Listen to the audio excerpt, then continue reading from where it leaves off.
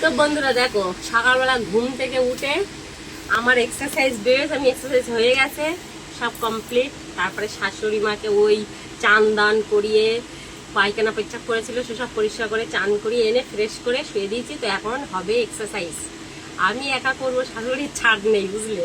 তো দেখো মার এই পা গুলো দেখো পুরো স্টিফ হয়ে গেছে, দেখো ঠিক আছে, পুরো স্টিফ হয়ে গেছে। তো চলো দেখি, লাগছে লাগছে না? এইটা ঠিক আছে, ওইটা ওইটা শক্ত হয়ে গেছে।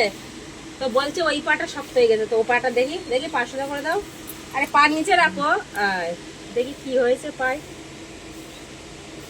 তো সকালবেলা উঠে সবাই ব্যায়াম করবে, না হলে কিন্তু শরীর সুস্থ থাকবে না। কই দেখে দেখো, এই পা দেখো অবস্থা দেখো, পুরো শক্ত হয়ে গেছে।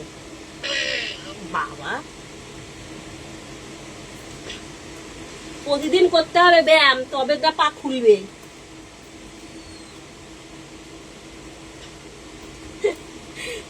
লাগছে তো লাগবে, কিন্তু পুরো টাইট হয়ে গেছে কল কবজা। ওই দেখো কান্না পাচ্ছে, কান্না পেলে তো হবে না। সোজা করে দাও, পাটা সোজা করো। আচ্ছা এই পাটা সোজা করো, কাঁদলে হবে না। এই পা না ব্যায়াম না করলে পা পুরো একদম শক্ত হয়ে যাবে। সোজা করে দাও দেখি, সোজা করে দাও। আবার কি এখন পুরো জয়েন্ট পুরো জমে গেছে। আর আমি বাড়ি থাকতে পারি না, তো প্রতিদিন করাতে পারি না।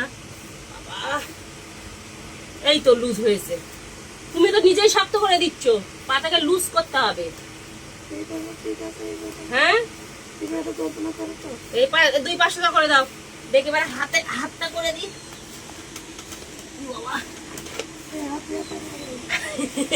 হাত ব্যথা বুঝলে, তা ব্যায়াম না করলে হাতে ব্যথা যাবে। দেখি সোজা করো, সোজা করো। একটু কষ্ট হবে কিন্তু করতে হবে। হ্যাঁ, ওইভাবে না, ভেঙে যাবে। হাতটাকে আগে প্রথমে সোজা করো, সোজা করে করতে হবে, নাইলে হবে না। আচ্ছা ঠিক আছে, তুমি এরকম করে করো। আস্তে আস্তেই তো দিচ্ছি আমি। পুরো সব পুরো জয়েন্ট পুরো একদম জমে গেছে। হ্যাঁ, ওইটা নিচে রাখো, হাত সোজা করে দাও এখানে। হ্যাঁ, সোজা করে দাও, নিচে রাখো দেখি। এই হাতটা করো দেখি, ওইকে 3 মিনিট।